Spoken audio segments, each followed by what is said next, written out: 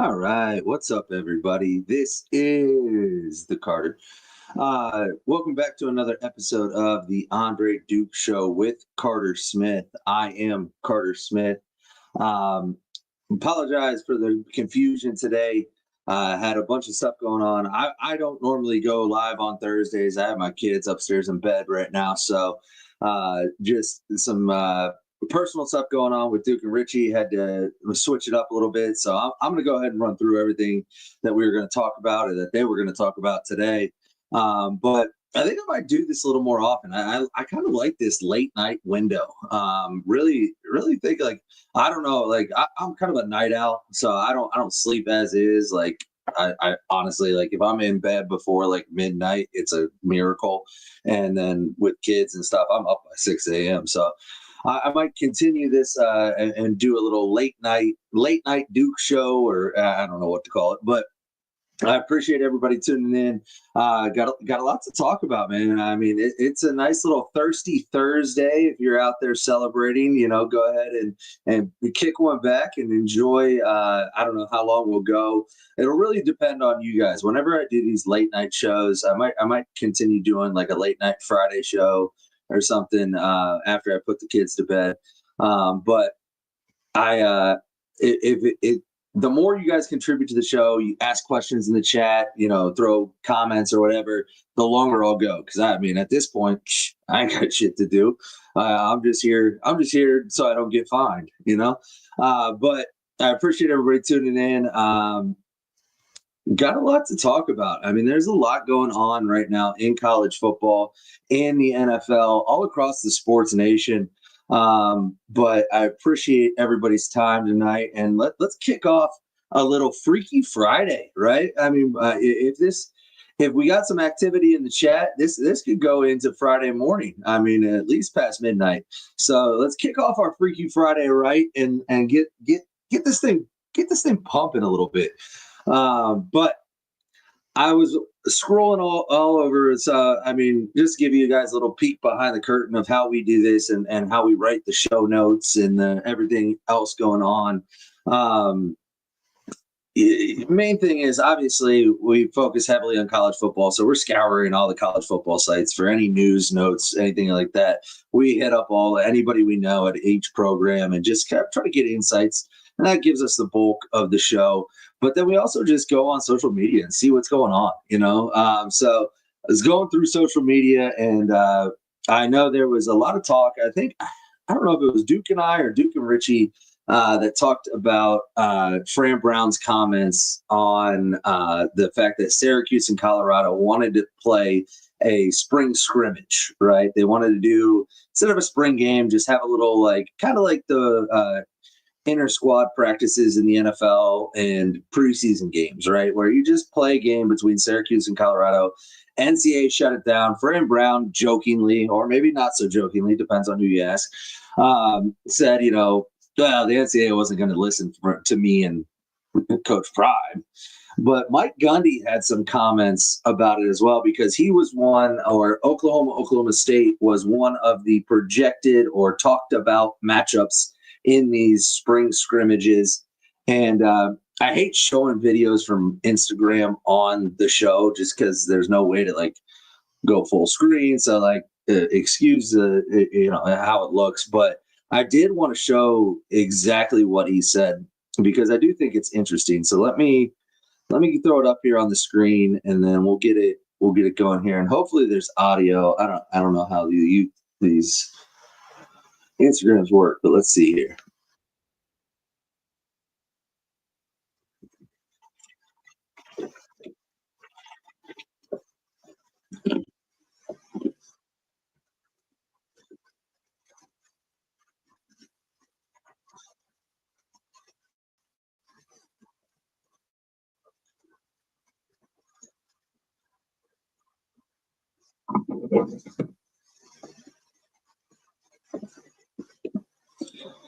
So basically, he's saying, now, I do think there's a difference between the Oklahoma State one, because that's a rivalry, first of all. But also, I do know for a fact that Fran Brown and Coach Prime actually submitted the proposal to do it to the NCAA, and the NCAA shut it down real quick. I have no idea. I haven't heard any news or anything about it that Oklahoma State actually submitted to the NCAA. So I think he's speculating on specifically Syracuse and Colorado. But he brings up a good point. What power does the NCAA actually have? Do they actually have the power to stop somebody from going and practicing with another team? What are they going to do?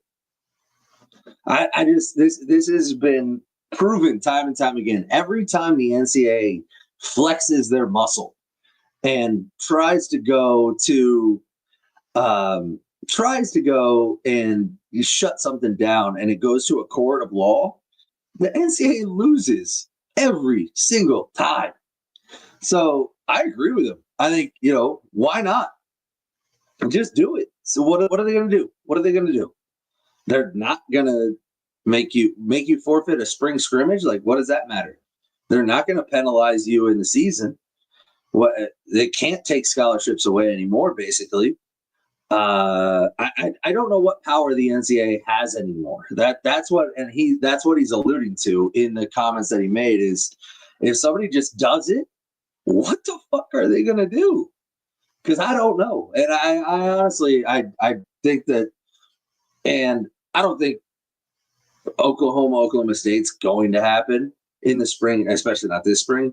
But I do think it's going to take two coaches with that mentality to just go, fuck it, and have the support of the athletic director and have the support of the president and the board of regents and all that to just do it. And if that happens, I will be very, very interested to see exactly what the NCAA tries to do about it, because I don't think they have any power anymore. I really don't. I think their power has been dwindling over the past 20 years, 30 years, however long you want to go back. And the thing with college football and as a whole is the NCAA has never really had that power. The NCAA was a governing body for college football, always has been. The NCAA makes dick off college football. Like, they literally make no money off college football because it all goes to the conferences. It all goes through the TV deals. The NCAA's big moneymaker is men's and women's college basketball tournaments. That's it. And then, some little things here and there, whatever. But college football has always kind of been its own entity in that right. And just because college football hasn't wanted to reinvent the wheel, write their own rule book and do all the legal work that goes into making their own league, they've allowed the NCAA to do that. But the more that this goes away from amateurism, the more this goes towards pay for play, revenue sharing, all those things, the less and less important the NCAA is to college football. College football is a standalone business at this point. It doesn't need the NCAA for anything. Absolutely nothing. Because Ohio State, like the big programs in college football, need college football more than college football needs the name Ohio State, right? Or Notre Dame, or whatever, any of the colleges you think of. So instead of bending the knee to the NCAA when they come down on people, you're going to see more and more universities do this, where they just stand up and say, "The fuck are you going to do about it? Like, who are you? You don't govern anything we do, actually. You have no say in what we do. Absolutely nothing. In fact, I'd like to see you try." And college basketball already kind of did that, where with the Adidas scandal and all that, where I think it was Arizona's coach, or I don't remember. I don't follow college basketball that closely. I have to throw that disclaimer out every time I talk. But the NCAA came out and said, "Oh, we have you on wiretaps doing this, this, and this," and they go, "Yeah, so?" And the NCAA didn't do shit about it. And that's what's going to happen more and more in college football. And so I think he's right. And so, I mean, not to get down a rabbit hole, but that brings up a whole different question. Whereas, like, obviously the big question mark for a lot of fan bases and a lot of people in college football is what punishment is going to be handed down to the University of Michigan for the sign stealing scandal, however you feel about it, there is going to be some sort of punishment handed down, whether it's very minimal, whether it's very heavy. I have no idea. But what's stopping the University of Michigan from just taking the punishment and going, yeah, no, we're not going to do that. We're like, oh, we're banned from the college football playoff. Well, I'm going to go talk to the college football playoff because I bet they want our brand more than they want to have an NCAA logo next to it. Like, I don't think there's a whole lot that these universities fear from the NCAA anymore. It used to be obviously with the death penalty to SMU, with what they did to USC after Reggie Bush and all that. There used to be teeth to what the NCAA could do. And I think that was mostly just out of fear on an institutional level where they didn't know what would happen if they tried to fight it and they didn't want to find out. So they accepted punishment. But nowadays, these universities are like, yeah, I don't really know if you can do that, especially the more they lose in court. And Dave's here brings up a good point. In 1978, and corrected, 1984, NCAA lost a Supreme Court case that gave TV rights back to schools. Yeah, Oklahoma versus NCAA. Yeah, and that's when everything shifted. Honestly, like if you really look at the trajectory of college football and everything like that, that's when everything shifted in college football, where the NCAA had no power in college football anymore, and so it was. And 84 is an interesting time. But yeah, obviously I believe that's after the SMU scandal. So that's why SMU got the death penalty that they did. And that's why you'll never see a death penalty again, because there's not a university in the world that would ever accept a death penalty from the NCAA. Not anymore. There's just no way. Like, and I know there's a lot of Buckeye fans and people out there that would like to see something similar handed down to the University of Michigan. Even if the NCAA hands that down, it's never going to hold up in court. You would never get away with that. It happened at a very specific time for SMU, but it's yeah, Dave, exactly. Dave said they're going to go to war if it's harsh. Huge fines, show causes for Harbaugh and Stallions, reduction in roster spots, or they're going to fight. Yeah, I agree. I think that's the most likely thing. I mean, they already gave Harbaugh show causes for. I mean, not the Stallions Gate or whatever you want to call it, but he already has show causes.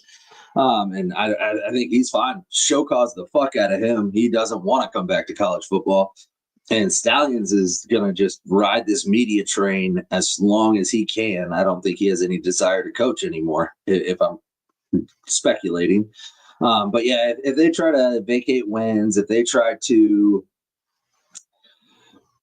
take away the national championship, if they try to do anything severe, it's going to be tied up in court for years, honestly. And at that point, who gives a fuck? Like I think I'm probably one of the few people that is of the belief that, like, yeah, they fucking cheated. Like, yes, they did. They cheated. I believe it directly impacted results of games. Whether it did or not is up for debate, but my opinion, my knowledge, and who I've talked to about it says yes, that definitely would have, definitely could have.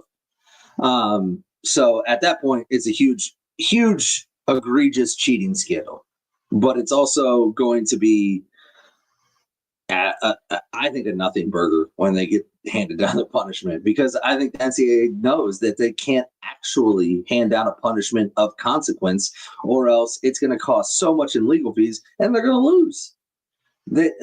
There's no precedent for them winning anymore. They don't win in court. So, it is what it is. I appreciate everybody jumping in here. We got Sid here. Notre Dame needs to reinstate those wins. I agree. I think everybody should. And not just Notre Dame. I think everybody should. Give Bobby Bowden back his wins. Give Joe Pa back his wins. Give everybody back their wins. We all saw it. They gave Reggie Bush his Heisman back finally. He should have too, by the way. Give everybody back everything. We all saw it happen on the field. We know what happened. Taking away wins and shit, that doesn't mean anything.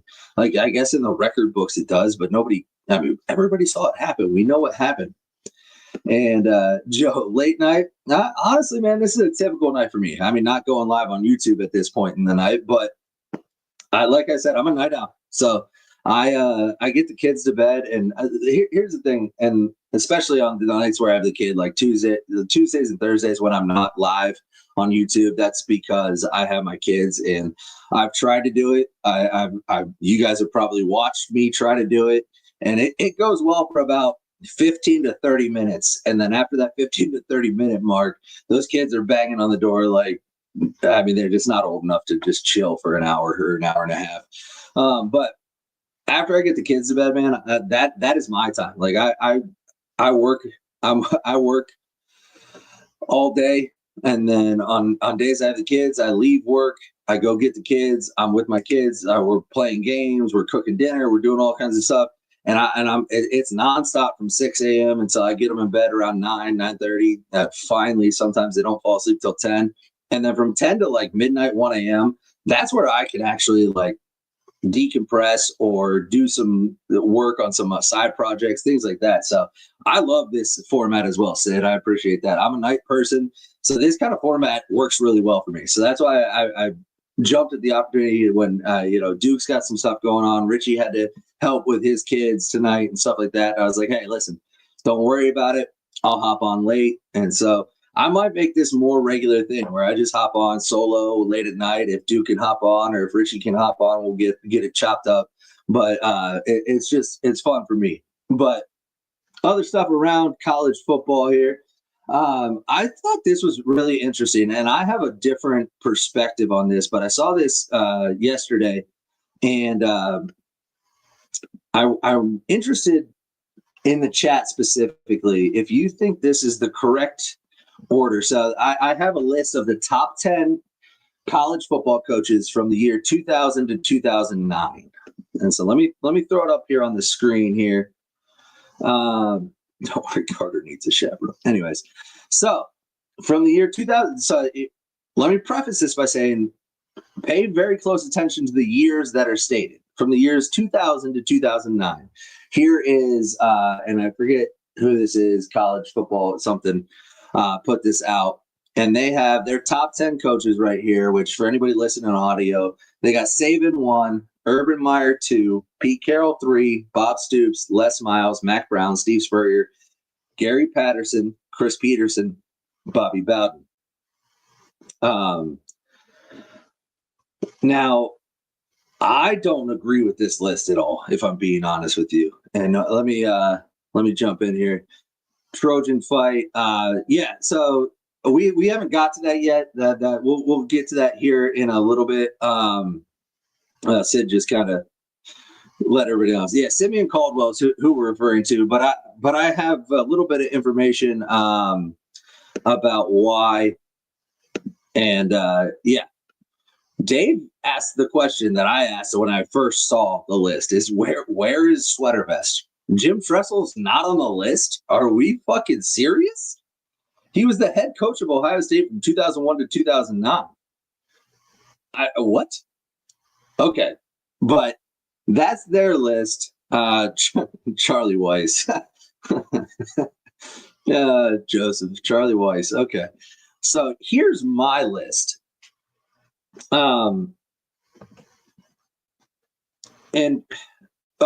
First, let me tell you my list, because I went through and I ranked the coaches, and not just these 10. I went through and actually looked at who was a coach from 2000 to 2009, because I feel like this list right here completely forgets the fact that Nick Saban was only at Alabama for 2 of those 10 years. Right? So Nick Saban, number 1. Nick Saban won 1 national title in that span, and that was in 2003 with LSU.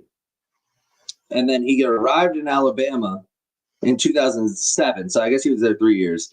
But he didn't win another national title. He won the one in 2003 and then didn't win anything except 1 SEC title with Alabama in 2010 or 2009. And then obviously in 2010, that's when the dynasty really took off. He won the BCS National Championship, went on to win multiple titles. So if this was 2010 to 2019, Nick Saban's obviously number 1. But 2000 to 2009, Pete Carroll's number 1. In my opinion, Pete Carroll turned USC into a powerhouse, winning 2 national titles, dominating the Pac-10, with, I think, 7 consecutive conference titles. He won 3 or 4 Heisman trophies. I mean, Pete Carroll in that specific time frame was the best coach in college football, in my opinion. I would put Saban at maybe 2, maybe 3. I mean, he obviously won a natty, won an SEC title. He was a very good coach, but he also was in the NFL from 05 to 07. So he wasn't even in college football the whole time. Jim Tressel, I had him at number 3. I think you can make an argument for Saban at 2, Tressel at 3, Tressel at 2, Saban at 3, Urban in there as well. But Tressel took over Ohio State in 2001, so he missed out on the 2000 season. So he was there a year less. But you got to remember the Ohio State program he took over had talent, but hadn't won anything in a long time. And he quickly turned around, won a national championship in his second year. He played for 2 more national titles in 2006 and 2007, in which he inevitably got dominated by SEC schools. But he also won 5 Big Ten titles, won 10-plus games, I think, every single year except one, and dominated his rival Michigan. I mean, dominated them. And then I have Urban at 4. Again, 2, 3, 4, I think you could flip around. I have Urban at 4. Urban won 2 national titles, which is the tied for the most in that time frame. Obviously, 06, 08 at Florida. He also took undefeated Utah to a Fiesta Bowl win in 2004, won a Heisman with Tim Tebow. He also should have won 2, and just dominated it. I have no problem with Stoops, Mac Brown. Spurrier's a really weird one. Spurrier didn't accomplish anything. He did nothing in that time frame. Didn't win a natty, didn't win a conference, won 8 games a year. Like, I don't understand Spurrier being on that list at all. I would put Frank Beamer on the list instead of him. At least Frank Beamer turned a school that in Virginia Tech that was pretty, mediocre team and turned them into a perennial power, winning ACC titles, playing for a national title against Florida State, doing things, consistent 10-win season. Les Miles, you got to put him in there because he won the national championship and dominated Ohio State. I do have one that I think Dave's here. I don't think you've brought it up here. I would put Lloyd Carr in there. I think Lloyd Carr, from 2000 to 2007, when he was let go or he retired or whatever, I mean, he was competitive the whole time. He won his national title, or a share of a national title. He won half a national title in 1997. But in the 2000s, they were very competitive, winning 10-win seasons, 5 out of 7 years, won Big Ten titles. I think Lloyd Carr has as much of a reason to be in the conversation as Spurrier, Gary Patterson, and Bobby Bowden. I don't think Bobby Bowden should be in it at all either.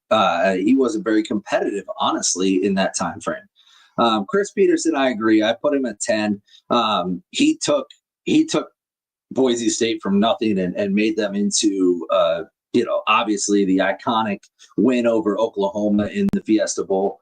I think that was 2006 or 2007. But I mean, here's Duke.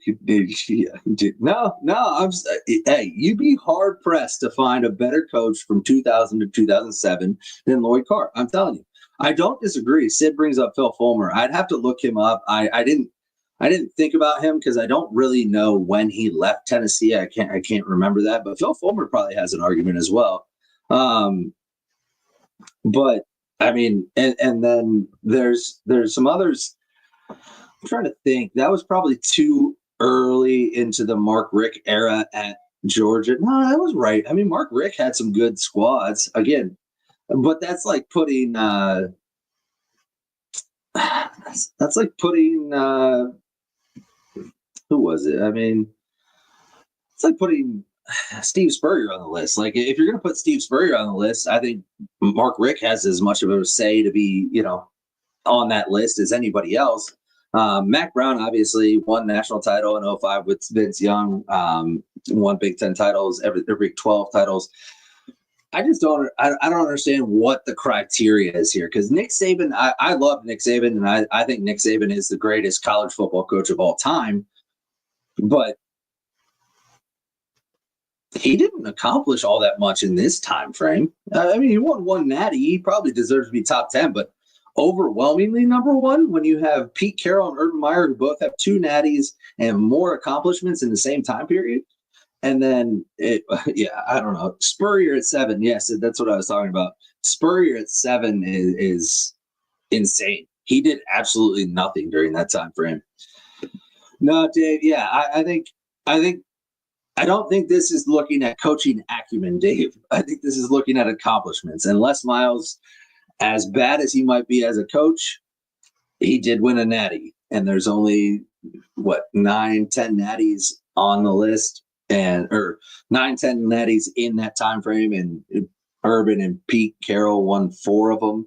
So, but I just thought that was interesting. So let me get to the comments here, make sure I didn't miss anything. Let's see. Yeah, Carr, Phil Fulmer.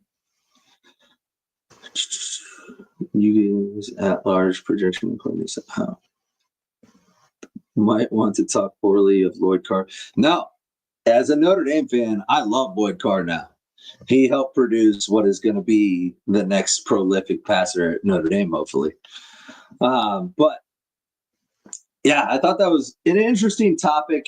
Good for debate. I think I can't believe they left Jim Tressel off the list. I got to be. I mean, that's absurd. He played for 3 national titles in that 10-year span. It's absolutely insane. And then to put Steve Spurrier on it, those are the first 2 things I thought of. I looked at the list. I was like, we just gonna forget that Jim Tressel was a coach? Okay, I mean that's fine. All right, but neither here nor there. But I appreciate every tune in. Let's go ahead and reset the show real quick. We got a nice little turnout tonight. These late night shows might be it. I like it. It's getting popping here. Where's Rich Rodriguez? Did you really just say that?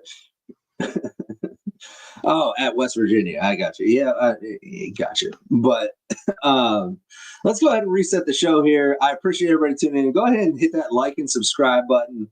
And I went ahead and switched it up and made my name on the screen my handle. That's my handle on Twitter, Instagram, TikTok, all of it. So go ahead and follow me or follow the show. Make sure you follow the show because that's how we get news out. So when we have nights like tonight, which we don't have them often, but when there is sudden changes to plans, we always post that first to Twitter. It's the easiest way to communicate with everybody. So that's just at the Andre Duke Show. Go follow it on Twitter so you can always know what's going on. But yeah, give me a follow. This is the Carter 3. But let's also go ahead and get a word from our partner real quick, and make sure you hit that like and subscribe button. All right, what's up, guys? If you have been watching the show for a while, if you're like me, that you love a good nicotine pouch.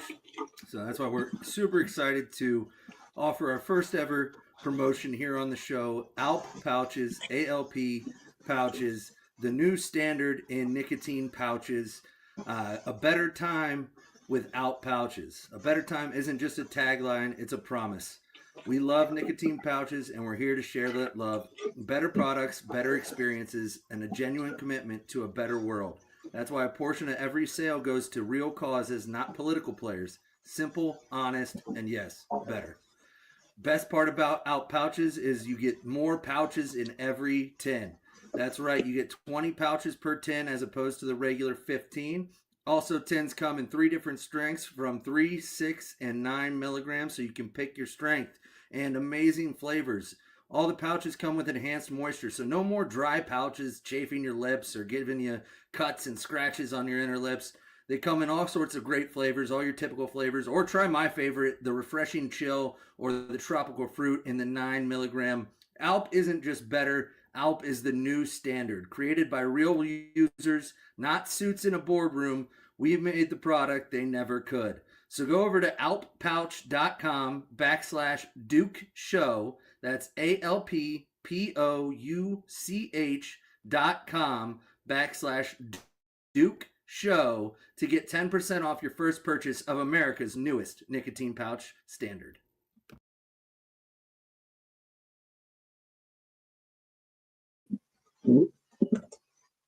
All right. We are back. Make sure you'll get some out pouches. I'm throwing in right now, but they are the best pouches I've found. I've tried them all. Lucy Breakers, Zen, Rogue, all the ones. These ones right here are the best ones. But switching gears here, yeah, I did actually know that Meyer and Harbaugh were both born in the same hospital. Shortly apart. I don't know exactly how long. I believe it was Mercy Hospital in Toledo, Mercy Hospital in Toledo, I believe. Don't ask me why I know that. It's a weird thing to know, honestly. But yeah, they were Urban and Jim Harbaugh born both in Toledo, Ohio, not too far apart.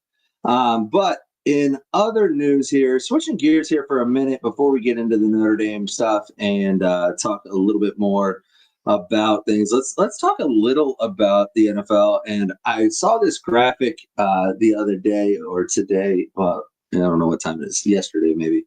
But right, Dave, I have no idea how I knew either. But as soon as you said they were born in the same hospital, I was like, oh yeah, it's Mercy Hospital in Toledo. Just don't ask me how I know. I've apparently heard that too many times. But the top paid players at each position in the NFL, and just found this interesting. So obviously, you got Dak Prescott, number one of all players at $60 million a year at quarterback. Saquon at 20, running back. Jamar Chase, now the highest paid wide receiver. Kelsey, Tristan Wirfs, Trey Smith, Creed Humphrey, Myles Garrett at DN, now the highest paid DN. Chris Jones at D tackle. Roquan Smith at linebacker. Derek Stingley, Antoine Winfield Jr., Harrison Butker, and Michael Dickinson, who is that the Seahawks punter, I guess? I'm trying to judge based off of colors because I don't know who the hell the punter is. Imagine paying $3.67 million for a punter, by the way. That's just insane. Why would you ever pay that much for a punter? I didn't look at that part of the graphic until right now, and that's blowing my mind. $3.67 million? That's insane. But I don't think there's a whole lot of shockers on here, right? These are quietly, regarded as the best players at their position. I think the obvious one is, dude, we'll get to that. The obvious one that jumps out is Dak Prescott, right? And everybody else makes sense. And I'm not even saying I'm not a Dak hater, but I mean, $60 million for, is he a top 10 quarterback? Probably. Is he top 5? No. That one shocks me. Saquon obviously got a bag after this year. Giants are probably paying Saquon's salary at 80%. I don't think the Giants are paying anything, but they should have to pay for being as stupid as they were to let him go. Saquon, that contract is interesting. Obviously, I think he only made $12.5 million initially, but they gave him an extension this offseason because of how good he was. You have to be really careful. And this is the problem with running backs. You have to be really careful about doing that. I don't know how long it was or how long it is, but is there really, is there a running back in the NFL worth $20 million? I don't know if there is. I really don't. I don't know if Saquon's worth that. And Saquon's phenomenal. Like, don't get me wrong. But with Philadelphia's offensive line, I feel like I could pay half that and get 80% of the production. I might not get 100% of the production, but if I could save $10 million and get 80%, I can put that $10 million to make up 40%, and now I'm getting 120% of the production. Running back for me is a really hard position to quantify because I agree Saquon Barkley is probably the best running back in football and probably deserves every dime he's getting. If I was the one paying it, I would have a really hard time doing that when I know I could get 80% of the production for half the money. It's yeah, well, yeah. So I don't know. And yeah, Daniel Jones definitely stole 40 million from them. Dude, Dak sucks. Yeah, he does. That's a good question, Joe. Who is the best value on this list? That's a great question. Oh,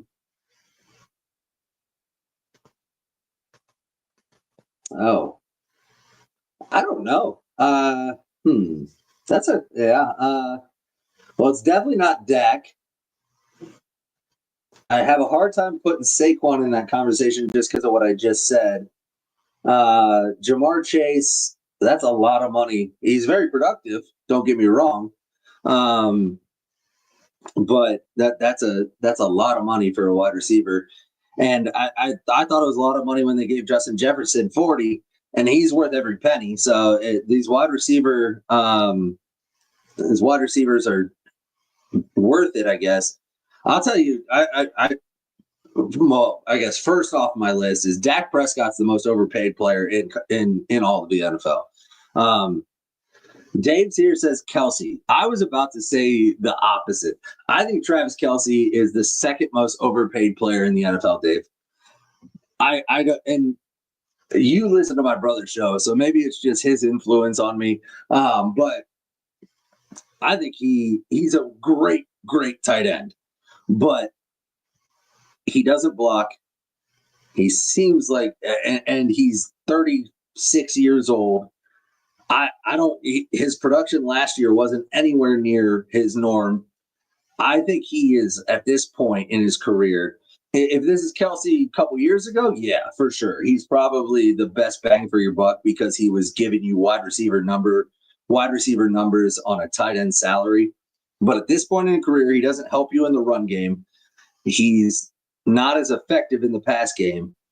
I don't think I can put him as the best bang for your buck guy. I'd probably say it's one of the linemen. Creed Humphrey, maybe. I have a hard time saying Myles Garrett's not worth the money. He's by far the best defensive player in the NFL. He wrecks game. Chris Jones also game wrecker. Roquan Smith is good. Paying $30 million for a corner is absolutely insane. Now I know that's going to be the norm, but yeah. So I don't know. I honestly, looking at this list, if my team has one player on the list in Myles Garrett, I honestly don't think any of these people are worth the money you're paying them. If I had to guess, I mean, definitely not the punter. Harrison Butker's good, but I could find a kicker for a lot cheaper that's probably almost as good. Antoine Winfield's good, but again, same thing. Corner, Stingley's really good. Roquan Smith's good. Chris Jones, I think it's got to be one of those defensive, either DN, D tackle, linebacker, corner. Those are probably the most likely candidates for the best value on this board. God, it's a lot of money, but I will say $18 million for a center is a lot, but there is something about having an elite center that makes your offensive line so much better. So and Duke can talk about it more than I can as a Steelers fan, but Maurkice Pouncey, when he was at the top of his game, was a game changer at the center position, which is mind-blowing. So Creed Humphrey's really good, so I think he's worth the money. I think offensive defensive line is where you're looking at getting the best return on your investment. Also, those are lower, other than Garrett being at $40 million like a wide receiver. those are also lower payouts, right? Like you're talking about half the money of a wide receiver or quarterback, and you're going to get more out of it. But yeah, I think I pounded the table for the Browns to get it done with Garrett because I didn't want to see Garrett leave. But $40 million a year for a defensive end is also insane. Now he's great, don't get me wrong, but that's absolutely insane. But yeah, I think quarterback's the one position you have to pay, but you have to do it with the right guy. As a Browns fan, trust me, if you pay the wrong guy, you're fucked. The Cowboys fans know it too. Giants fans know it. Give him $40 million to a goddamn, a bum. Like let's call it what it is. But yeah, I think quarterback's the most important to pay. But other than that, we'll get to, let's see what else we got here.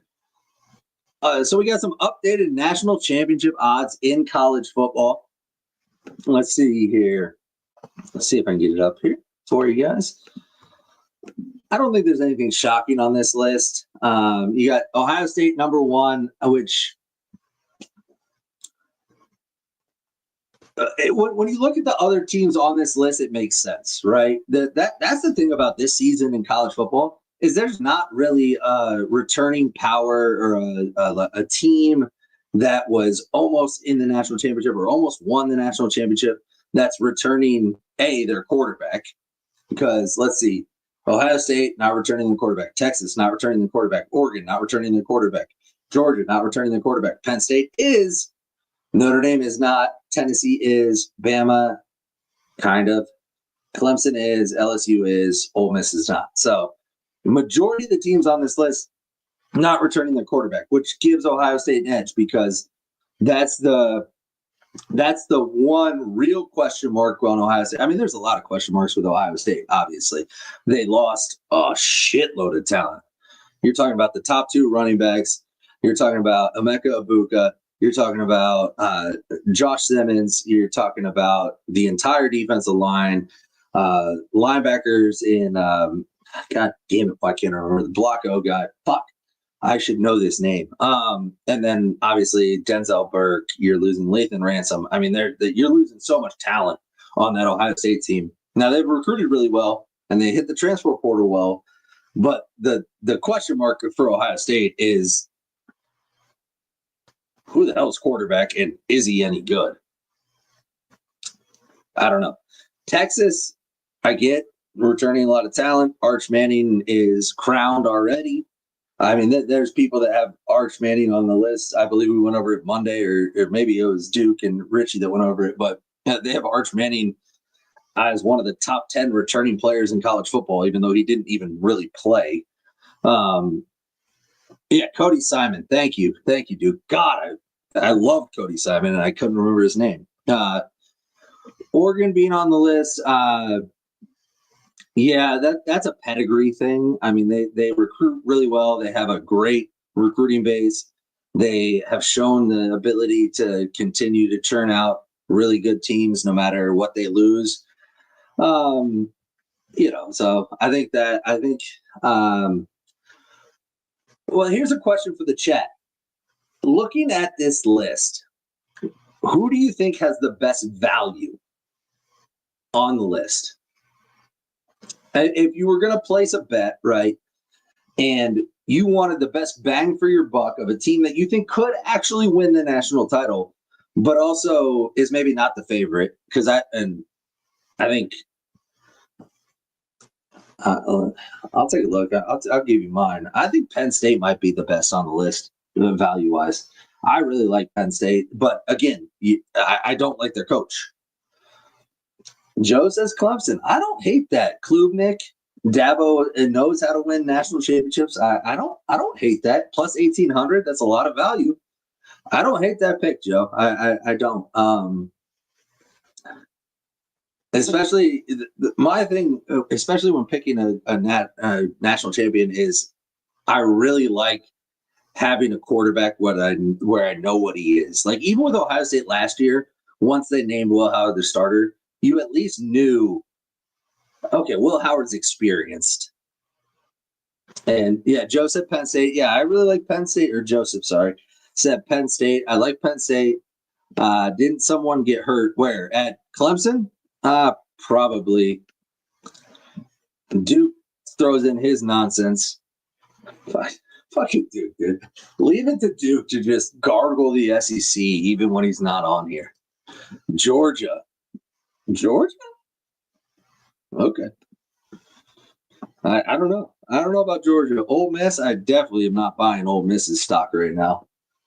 I'm out on Ole Miss. Georgia makes sense. But yeah, I like Clemson as a dark horse. I know this is going to come off as really biased, but I think at plus 1,200, Notre Dame has got some good juice there. I think plus 1,200 is decent juice for a team that I think is going to be very competitive. And it all comes down to, for all these teams, but for Notre Dame specifically after last year, it all comes down to health, right? If Notre Dame actually stays healthy this year, they have one of the more experienced teams outside of the quarterback position at every position. So I think Notre Dame has some juice there. I'm not proclaiming a national title for Notre Dame or anything like that, but I don't hate that one. And then let's get to one more thing here, and then hold on. Chris Beard is staying at Ole Miss. I know we brought this up. He was looking at Texas A&M, and a lot of reports came out that he was going to go to Texas A&M, but it looks like he will be staying at Ole Miss, that's good for Ole Miss.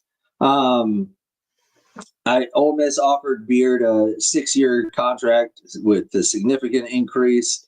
They've been very successful, so I think at the end of the day, it might have been his agent floating his name out there for the A&M job just to get a pay raise and to keep things going at Ole Miss. But then let's see what else here before we get into this one right here. One last NFL little tidbit, and then we will get into more about Notre Dame and what's going on there. But I don't know if you guys saw it here, but Katie Blackburn, who is I believe the president or vice president of the Cincinnati Bengals, was asked about the plans for Paycor Stadium because their lease is up in 2026. And her response was, we could, I guess, go wherever we wanted after this year if we didn't pick up the option. Which is a wild thing to say as a team president or vice president. I can't remember what she is, but a wild thing to say. And it begs the question, could the Cincinnati Bengals actually leave Cincinnati?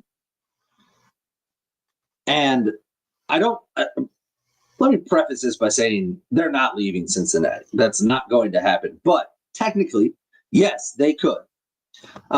They could leave Cincinnati. So obviously their lease agreement runs through 2026. So after this year, they could explore and relocate elsewhere. The Bengals team has been working with Hamilton County trying to discuss stadium upgrades to keep the team in Cincinnati. Unfortunately, they haven't been able to come to terms to meet the team's demands. Relocation could become a possibility if it continues to go negatively. Obviously, there's a history of this happening. The Browns left Cleveland and went to Baltimore. The Rams left St. Louis and went to LA. The Raiders recently left Oakland and went to Vegas. It's not absurd. And there's a lot of open markets. St. Louis, which is ironic to think about because the Rams just left there, but St. Louis is dominating the UFL in attendance, in all kinds of stuff, because the fan base is so passionate and they want professional football. So you have St. Louis, San Diego, Austin, Texas is another one. Columbus is not getting, Duke said Columbus is not getting a professional football team ever. Just so you know. There's never going to be the support for that from the local government. That's just never going to happen. The other thing, the Brown family has owned Cincinnati since they started, right? But they're notoriously cheap. Now, the bottom line, they could leave, but I guarantee you, first of all, it'd be such a blow to Cincinnati that that's not going to happen. They're not going to allow that. So I don't expect them to leave, but it is interesting to think about. And that would be the second time a team has left a city in Ohio. And the fan base would be, I mean, I won't say I hate the Bengals fan base because that's rude. I only hate a couple fan bases, mostly the Ravens and Steelers, because they're all a bunch of douchebags, especially Duke. But Cincinnati fans are very passionate, and it would be a huge upheaval to that city if they lost the Bengals, because that city, it's a Reds town, don't get me wrong, but the Bengals drive a lot of it. So I would be shocked if that happened.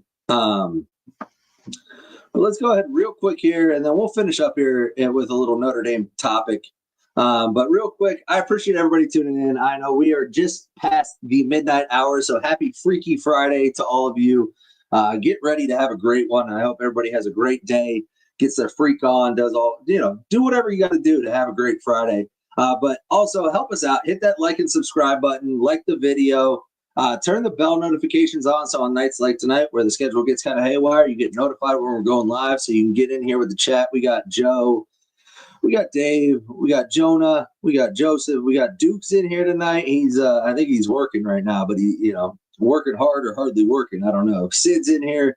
A lot of the usual suspects in here tonight, which I love to see. I appreciate all of you. But on the Notre Dame front, there was a commitment that came down, I believe it was yesterday. Simeon Caldwell, a 4-star safety, maybe an outside linebacker, kind of a Sonny Styles type player, if I had to draw a compare, who goes to Bowles in Jacksonville, Florida, committed to the Ohio State University. He committed to Ohio State over Notre Dame, USC, Georgia, a bunch of real big. I mean, he's a highly touted recruit. Commits to Ohio State, and I know Notre Dame was really high on him and really wanted him. But when I dug into it and talked to some people and figured out the reasons why, I don't know why they were so high on him. I don't know why Notre Dame fans thought they were ever going to get this kid, because there really wasn't ever a chance. Ohio State was getting this kid from the jump. And Trojan fight, that's exactly what I thought at first, but let me run it down for you, because I don't think it was just money. Now, obviously, he's going to get paid. He would get paid no matter where he went. But I don't know. I don't know if people know this. I haven't heard really anybody talk about it. But Simeon Caldwell is the nephew of Tim Walton, who is Ohio State's secondary coach and co-defensive coordinator. It's his nephew. Of course he's going to go to Ohio State. Tim Walton's going to coach him, or be a coach for him. I guess Matt G is going to be the safeties coach or whatever. But Tim Walton, his uncle, is going to be his coach. He's the co-DC. I mean, obviously he's going to go. I mean, right there, as soon as I found that out, I texted one dude about it, and he was like, yeah, I mean, Tim Walton's his uncle. Of course he's going to go to Ohio State. And I was like, oh, shit, I didn't even know that. And apparently he visited Ohio State on March 29th, and the visit went well. Obviously, Tim Walton introduced him to Matt Patricia, and Patricia told him, it gave him a vision of, from what I was told, it basically told him, hey, look at Sonny Styles. That's what you could be. You can be Sonny Styles, which I think Sonny Styles is going to be an All-American type player this year for Ohio State in Matt Patricia's system. So there's that. Obviously, Ohio State has the prestige and development. You look at players like Lathan Ransom and Caleb Downs last year that were top safeties in the country. If he ends up playing safety, you look at Sonny Styles, who was a good safety as a young player, moved to linebacker, which is a lot of people think what Caldwell will do. Matt G is showing his kind of recruiting prowess right now and saying, I can do this. And he's locking up some dudes. So at first, I really wanted to be negative about this and be like, God damn it, Notre Dame lost another big time recruit in a head to head battle. Normally not with Ohio State, but like it's just every year there's a couple of these where it's like a 4 or 5 star guy where Notre Dame's really high on him and they lose him out to a program that's just maybe a little bit above them in the recruiting world. And you hate to see it.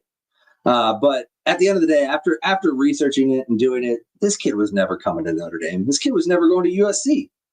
He was never going to Georgia. He was never going to Michigan. It was Ohio State or wherever the hell Tim Walton was. That's all.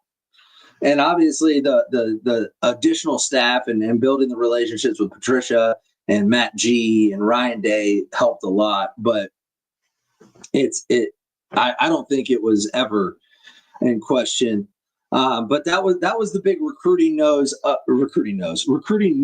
of the day, which what was really, I mean, it's a big loss. It would have been awesome to get him. You would have really liked to have a KVA moment where KVA was crystal ball to Ohio State the whole time.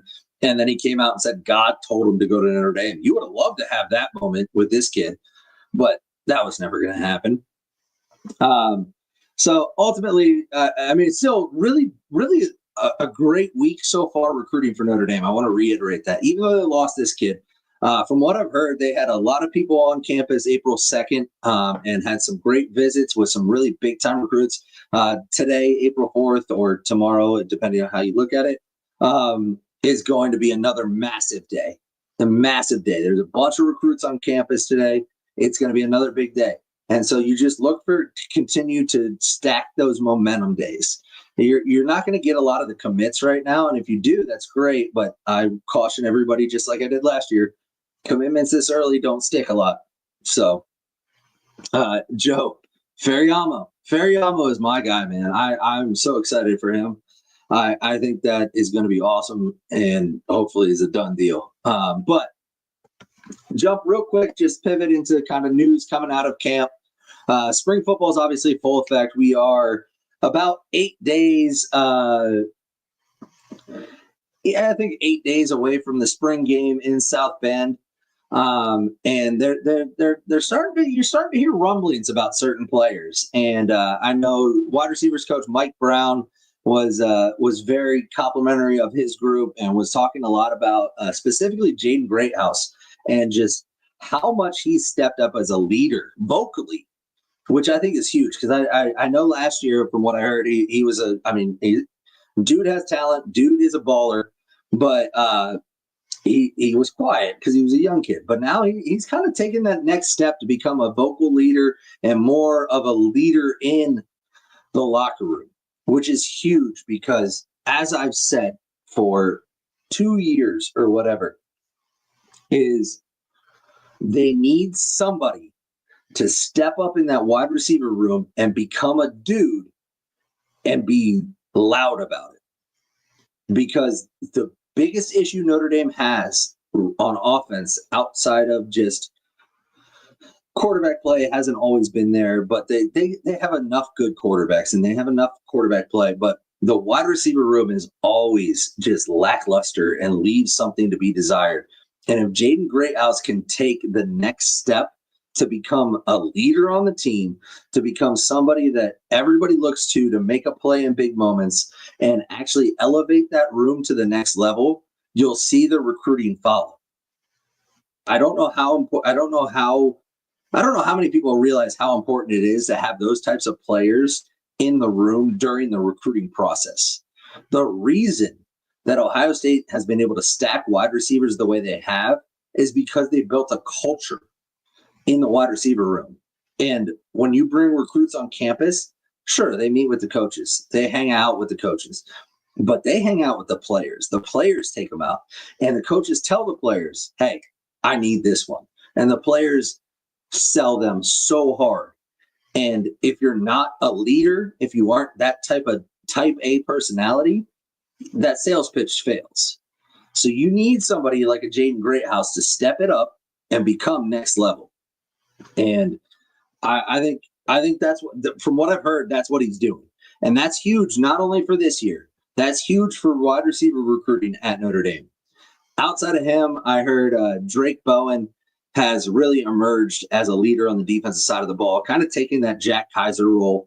Obviously, he can't be Jack Kaiser because he's not been there for 75 years, but he's stepped up into that role of being kind of a vocal leader at that linebacker position, which is huge because those are the things you look at when you lose players, right? And Notre Dame lost some really pivotal players on defense. Obviously, you're losing Howard Cross, you're losing Riley Mills, you're losing Jack Kaiser, you're losing Benjamin Morrison, some of the leaders on defense. Now, you have a ton of talent around, a ton of young guys that played a lot. But in order for that defensive unit to be as good as it was last year, you need not only the talent, you need the leadership.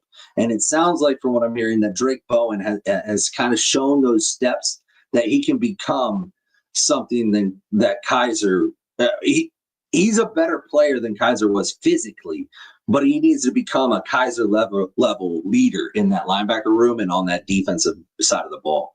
And it sounds like, from everything I've heard, it sounds like that's what's happening. So those are two really good things coming out of spring practice. Obviously, we already talked about Mikey Gilbert got hurt. As far as the quarterback battle, there's nothing new there. It's the same old. Angeli's getting a lot of praise in the media. Angeli's getting a lot of praise across the board from the coaches. It's a lot of the same old. Everybody is, kind of consistent and equal playing field. They're going to split reps, all that stuff. Again, I'm going to continue to follow the quarterback battle because I think it's very important, but I don't expect there to be a lot of news coming out of that battle until the fall. But let's hit a couple comments here, and then I'll go ahead and let everybody go. It's getting late and everything like that. Let's see here. Isn't Tiki Hala commitment upcoming? Yeah, I think so. I mean, I hope so. I've heard that is imminent, that hopefully Notre Dame will solidify that here really soon. Duke just randomly Seagrant's back on X. Well, good job. Tell him to post a video of him singing Carmen, Ohio. Dude, we need a JJ Smith. Everybody needs a JJ Smith, dude. Saldate can catch with his feet. I like that. Yeah, exactly, Dave. Everybody wants a JJ Smith. Shit, the fucking NFL would like to have a JJ Smith.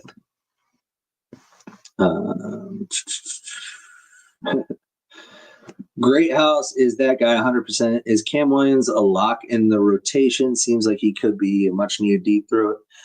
Oh, that's a good question. I've been wondering when I was going to hear his name more. I haven't heard or seen a lot from him this spring. I agree. I think he would be a great deep threat. I can't say he's a lock in the rotation yet, just because I haven't heard anything about him really stepping up into that role yet. It's still early, though. We still have the rest of spring, all of summer, and fall camp. I would imagine by the time the season rolls around, he will be getting reps on game day. It's going to be up to him. He's going to have to become a more well-rounded receiver for him to actually get on the field consistently. Some of the things that I think he struggles with are, first of all, blocking, I think, is kind of a downside for him. But he definitely could help stretch the defense and do some things that would help this team. Let's see. Oh, and Justin said it sounds like Cam Williams is starting to step up. I hadn't heard that yet, but that would be great. And then he clarified some reports. Yeah, that's what I was saying. I haven't heard it yet, but I've been waiting for it. Because I think he is an exceptionally talented kid. And so if that does happen, I think that's huge for the receiving core. As I look at this receiving core versus when I was looking at last offseason's receiving core going into the season, I am way more excited about this year's receiving core than I was last year's. I think I talked about it at length. I thought last year's wide receiving core was going to be very mediocre, which is what they turned out to be. Great House was very inconsistent, had flashes. Faison was the most consistent, but I love Jordan Faison, don't get me wrong, but he's just not a premier athlete in college football as far as that receiver position. Bo Collins, I said it last year, Bo Collins had to be exceptional for last year's receiving core to be good. I think Jaden Greathouse has already superseded Bo Collins tenfold. And I think Jaden Greathouse is going to be exceptional. And I think when you bring in Cam Williams and bring in and keep Faison going, and you bring in some of these other younger guys and get them elevated, I think this receiving core has a chance to be one of the better ones in the past decade for Notre Dame, in my opinion. And I'll say it again. I said it last year. It is so important for them to develop and get a decent output out of their receivers because they struggle recruiting so bad. And I said last year they needed to make the playoffs. Check. They need to win a playoff game. Check. And Riley Leonard had to be a dude. He was a dude, just not in the way I meant. And then they needed wide receivers to ball out, and they didn't do that. And so that's why I think, again, this year, there is some momentum on the recruiting trail with some of these wide receivers, the 4 stars and things like that. If they can land a couple of them, you're going to see that start to snowball.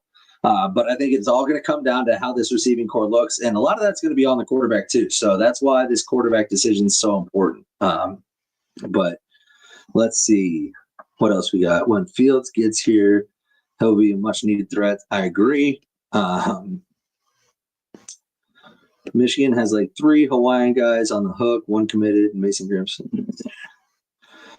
Dude, Hawaiian dudes are always the move. Get you some Samoans. They are ballers. But let me go ahead and close out this show. We're a little over an hour in right now. I want to thank everybody for tuning in. I really appreciate it. I love doing this, and that's why when I was talking to Duke and Richie about it, I was like, listen, I'm just going to roll it solo. I love doing it. It's so much fun for me to get up here and talk and just interact with you guys. I appreciate all of you, especially, fucking 12:27 a.m. on a Friday morning or Thursday night.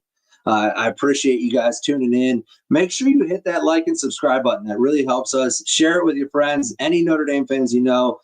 And even like Dave, we welcome all fans here. Dave's a Michigan fan, Ohio State fans, whoever. We welcome them all. Welcome all of them. I love having discourse like this where, where we can talk and really get into it. But yeah, hit that like and subscribe button, like the episode, share it with your friends. We go live usually every day at 7:30 p.m. Monday through Friday. I will be back sometime tomorrow. Still working out the details on Richie and Duke's schedule to see if they'll be joining me. But like I said, I might start rolling some of these late night shows just for fun. So I appreciate everybody. I appreciate everybody tuning in. Have a great night, everybody, or a great morning, I guess, whatever you want to call it. And go out there and have a Freaky Friday. Really let loose this weekend. I appreciate you guys.